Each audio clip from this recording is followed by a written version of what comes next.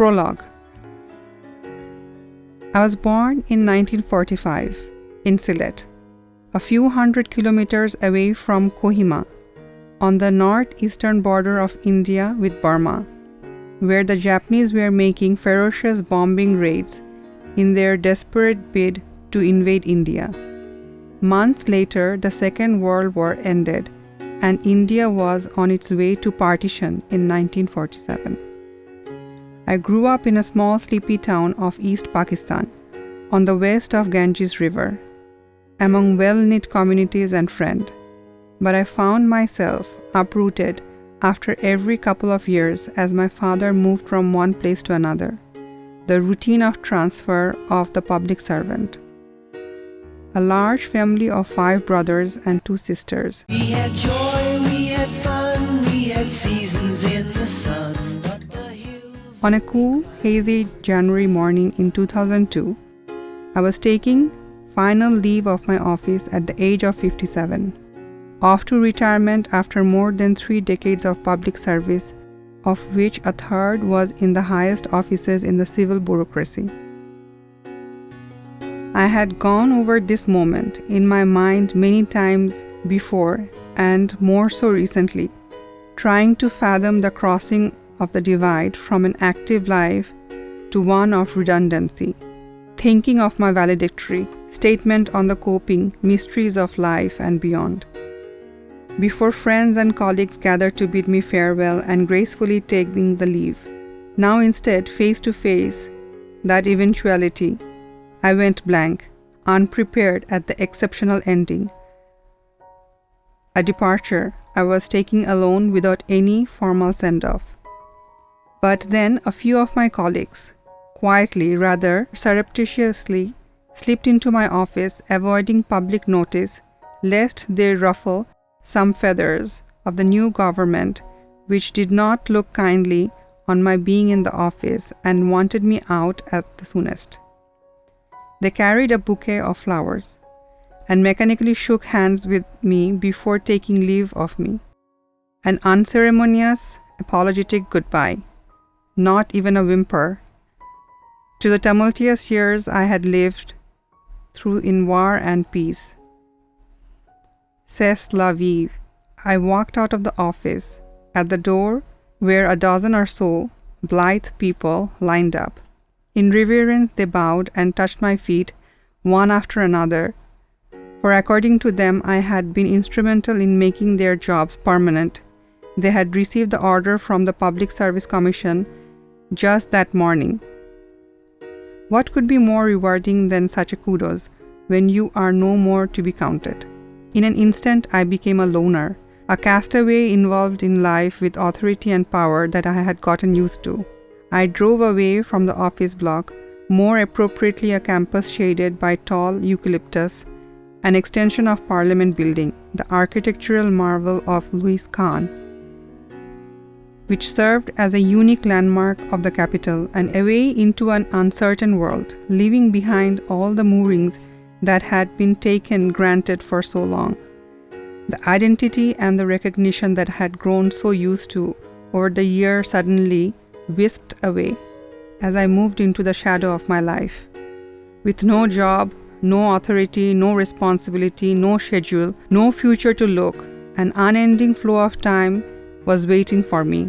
A strange sense of unbounded freedom in the void took hold of me. But then I had rehearsed in my mind this phase of life and had half worked out an adjustment path. I had forewarned myself to come to terms with a life stripped of authority, let go of my old ego, find ways and eventually learn to enjoy the uncharted world. I was my own teacher. A consulting assignment at the Bangladesh Bank was the first unsure step in the new mode of a working life.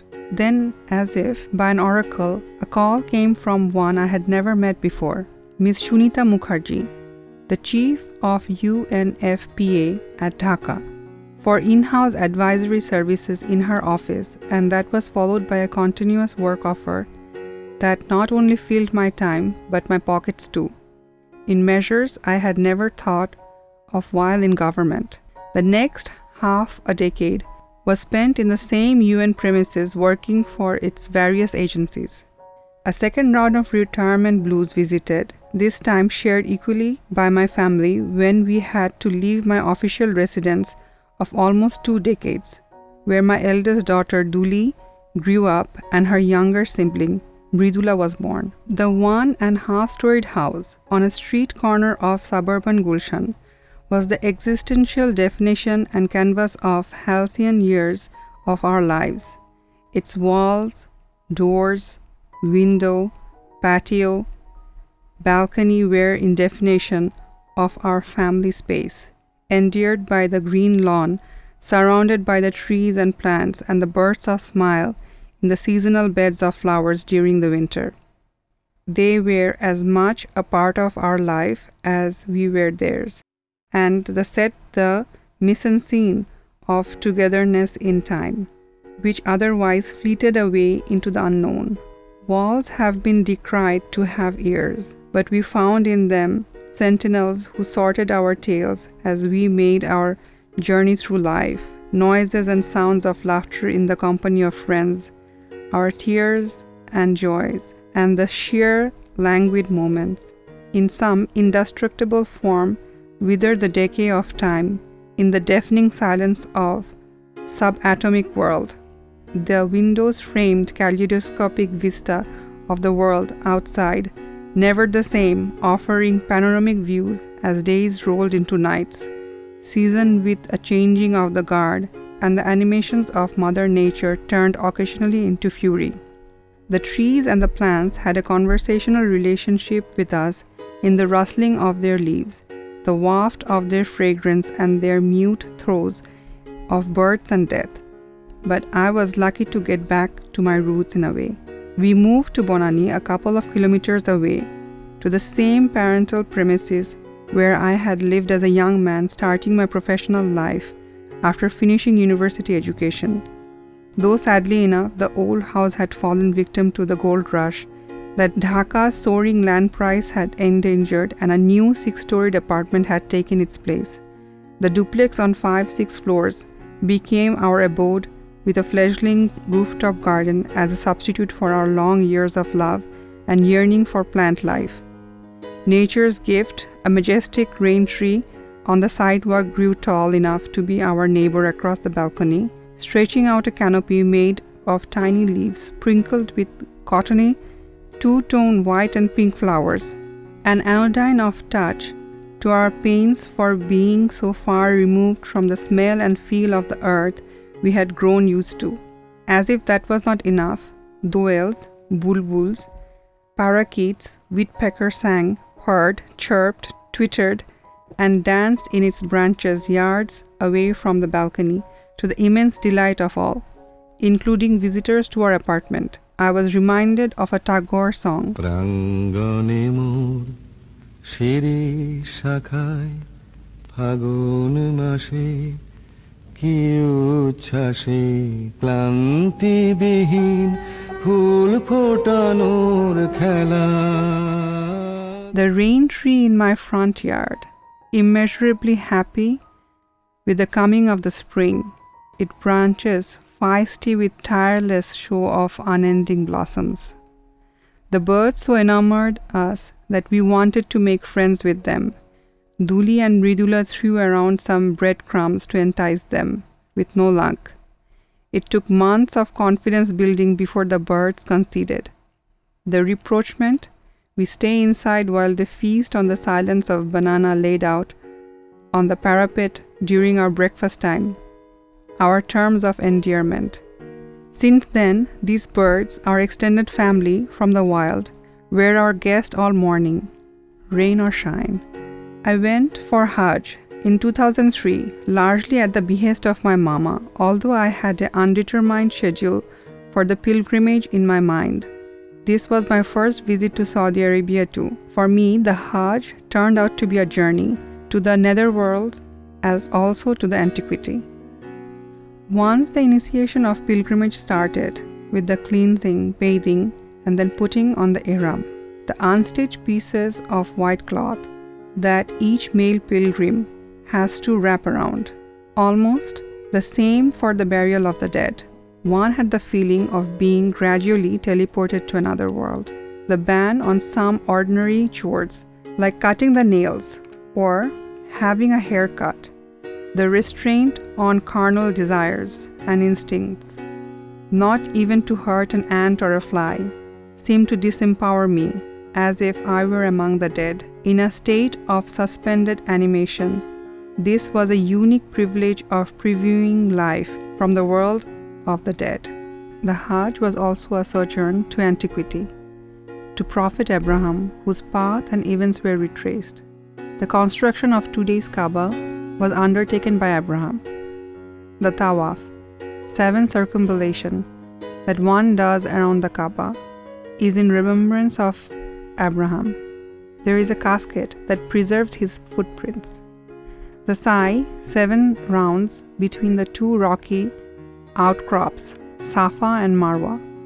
Their ancient features, almost lost in the renovation of the comfort of modern pilgrims, which had taken at least an hour to perform, are in remembrance of the ordeal of Bibi Hajara, mother of Ismail, the infant son of Abraham, left alone in the desert wilderness.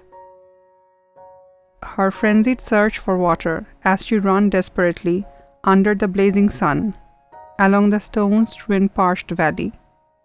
This is one of the rarest instances of human history, a young woman, a mother, being revered and remembered millenniums later by tens of millions of people every year.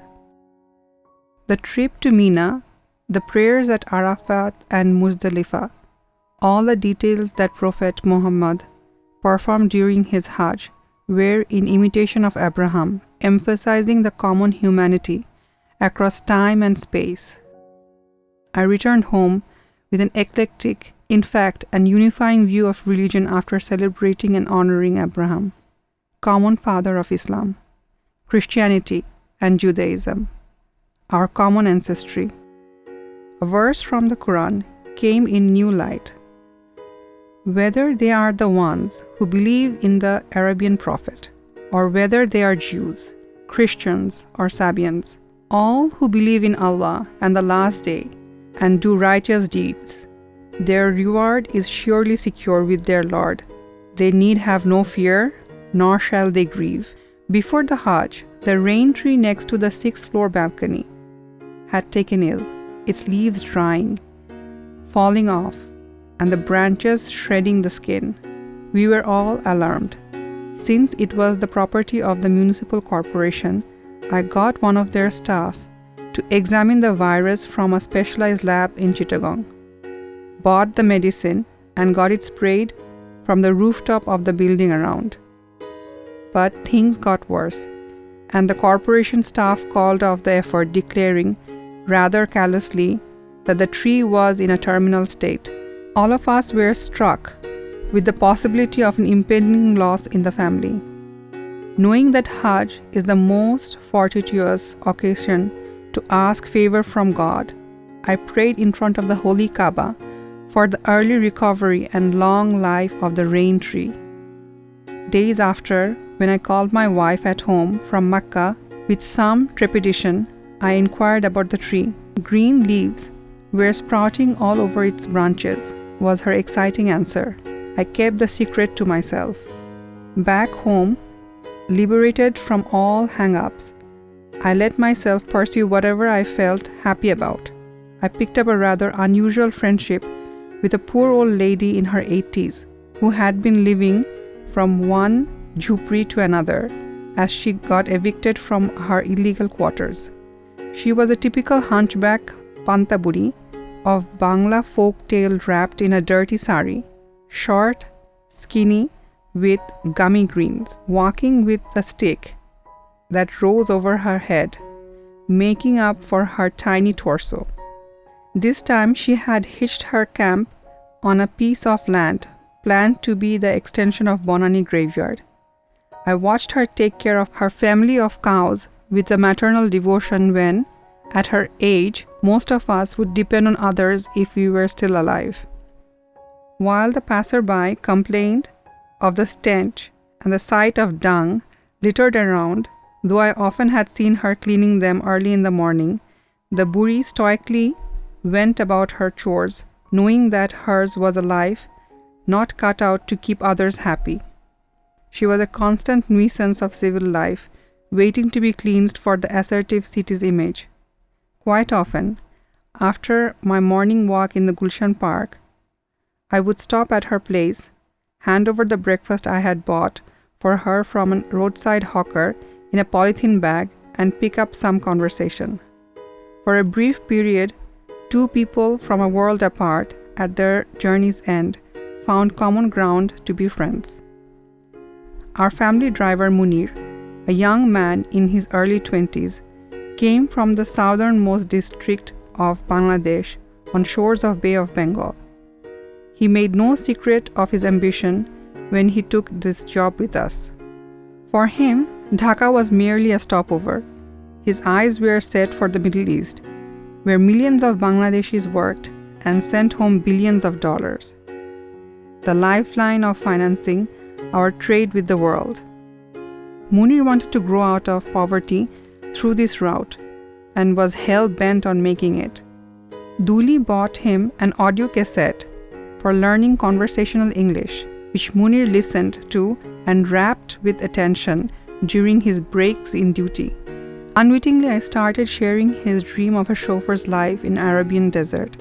The riyals and the dinars he would earn and convert it to taka would make stacks of money over months and years, and long list of wishes that would come true. I would nod at the flashes of smile of his face at the possibility of rendezvous with Lady Luck in a far-off land, sharing with him the long stretch of life yet to be rolled out and discovered.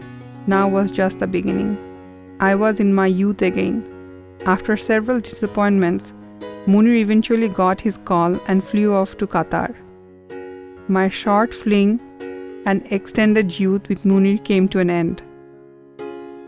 My professional experiences in energy and power and Bangladesh's success stories found some serious listeners in a platform that was set up by USAID, termed as South Asia Regional Initiative Energy. While in the government back in 1997 to 2000, we had made the first procurement of power from the private sector, though competitive bidding at the cheapest tariffs around this part of the world, the envy of both India and Pakistan. I lectured in Delhi, Kathmandu, and Colombo, and presented each case studies and occasionally mixed such trips with holidays with my family. At the end, I was leading a team of experts from India, Sri Lanka, and Nepal in putting together a web-based book, more appropriately a manual on the subject. Interestingly, we finished the task without ever meeting one another. I was also drawn to the avant-garde idea of Iqbal Kadir at the Kennedy School of Government at Harvard. He wanted to test our community micropower system with a redesigned external combustion engine. Sterling, now otherwise a museum piece, still a prototype run noiselessly on gas from biodigester with cow dung as the feedstock. In an ideal state, small group of village women would form team to collect dung, run the biodigester, produce and sell electricity to provide access to power to the rural Bangladesh where over 60% still lived in darkness, and make some extra money from the slurry as organic fertilizer. I joined Iqbal, and in partnership with BRAC, the leading NGO, spent months in remote areas overcoming the challenges and the roadblock that came in the way of testing such scientific social innovations in real life, and that too in inaccessible area where we could convince people to cooperate with us.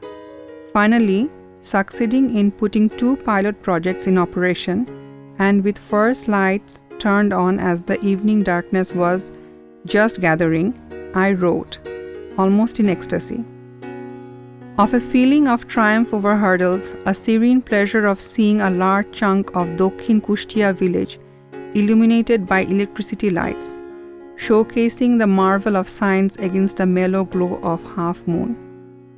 dated April 15, 2005. A new circuit was added to my routine, reconnecting with old friends, some since lost in the whirlwind of life. Shafiq Sabu's laid-back private office, tucked in one of the by-lanes of Banani, was our rendezvous and a foothold in the formal world. With Shafiq at the helm, endlessly experimenting with recipes, both written and contrived, the office acquired the reputation of serving the finest meals at lunchtime. The news had gotten around. Come noontime, a host of retirees assembled there, often a friend from abroad, Washington, London, Rome or Sydney. What could be more fun than a savor the culinary delights over adda with old friends, the animated discussion on any subject on earth, and bits of old memories popping up every now and then. Duli and Mridula, 10 years apart, had been at the same school and college, Holy Cross. The school had been a stopover on my way to office for over 20 years when I dropped them off in the morning. Naturally, the friends of my daughters were all known to me for long. Now into retirement, Duli's friends, out of universities and into their first jobs, were grown up. Quite often, they got together at our apartment, which gave the opportunity for me to enter the world of the youth. There were occasions when they sought my advice, and on others, they politely closed the door on my back. Mridula's friend, studying business, were a serious group, on the rush to complete their group work.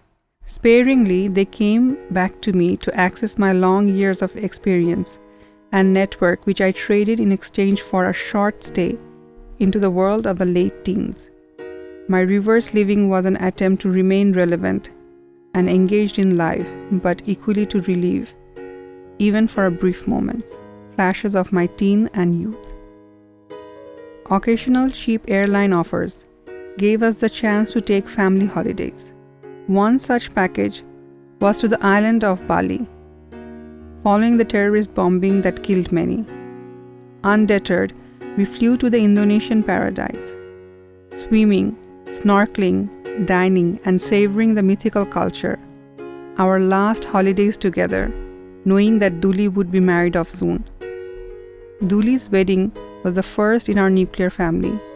We all put our heads together to choreograph the occasion that make up a wedding in Bangladesh. The eminent artist Hashim Khan, who designed many of the cover pages and illustrations of my father-in-law, late Kobi Joshimuddin's book, designed the cards based on folk motifs, derived the image from the Kobi's Eternal Bangladesh. Mridula, along with her friends, rehearsed the songs and dance of the Gaye Holud festival, turning our residence into a studio.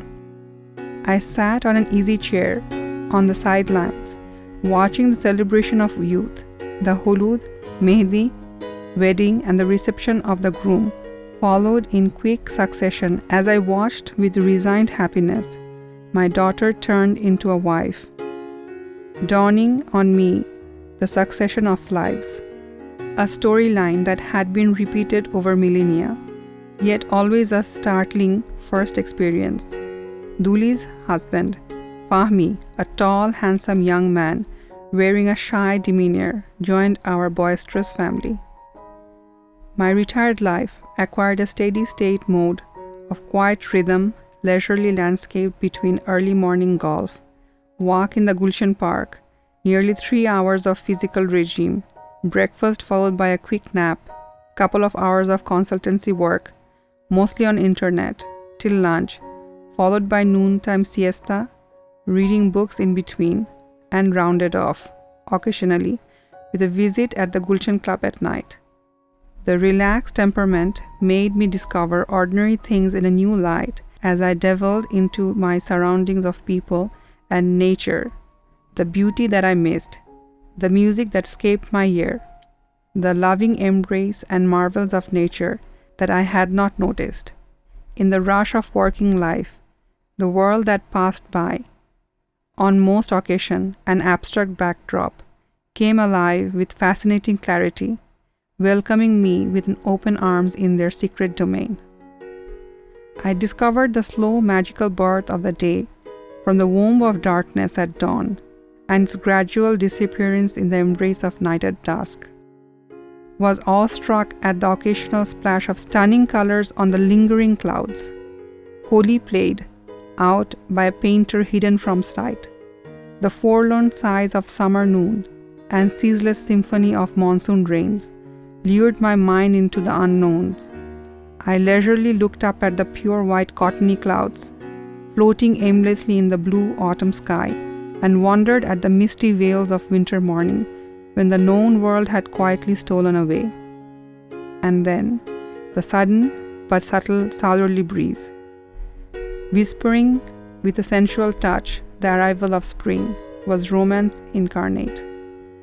Behind the apparent monotonous repetition of days, which made many, including Virginia Woolf, bored with life, I found striking variations, each one singularly different from other, to absorb my imagination.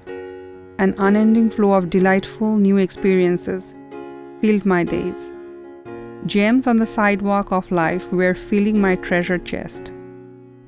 Disengaged from the rush of life, perceived by many of my cohorts to be left by the wayside, I, for one, was immeasurably happy to be born again, alive and well. In the autumn of 2007, tropical storm Sidor, after having wrought death and disaster along the coastline of Bangladesh, moved inland, its wrath undiminished. Past midnight, it lashed Dhaka city. An orgy of torrential rain, thunder, and the lightning, while our apartment of steel and concrete structured quivered at the fury. All awake, we were safe and dry. Through the glass door of my bedroom, I looked out vainly in the dark towards Pantha Buri's jhupri. That night, Buri's thatched hut was blown away into pieces at the first gust of wind. Her belongings kicked around, shredded and scattered like debris after an apocalyptic invasion. Beyond recognition, defying the odds, in the open field and in pitch darkness, drenched in rain, she stood like a gladiator to face her adversaries, with undeterred grit, fending off the lashes of rain, finding her way in the streaks of lightning to her children, her cows, whom she wanted to cover with polythene sheets, to shield them against the outpour while the strong wind wanted to snap them away. At the end, Sidor died and she won. But there was more to her story. Over 3 decades back, when this part of Dhaka was still a suburban outreach, sparsely populated, under lush foliage, when jackals and rabbits still found their niches in the bushes around, Buri had moved from the village with her husband and their cows that could graze freely around. Years later, one morning, her husband had gone looking for a cow that quite so often strayed away. He did not return till Buri found him dead, nearly run over by a train. She was determined not to leave these surroundings till she found her own final resting place there. Buri was the last outpost against the aggression of men and nature, an unwelcome surreal existence. The rest was not history.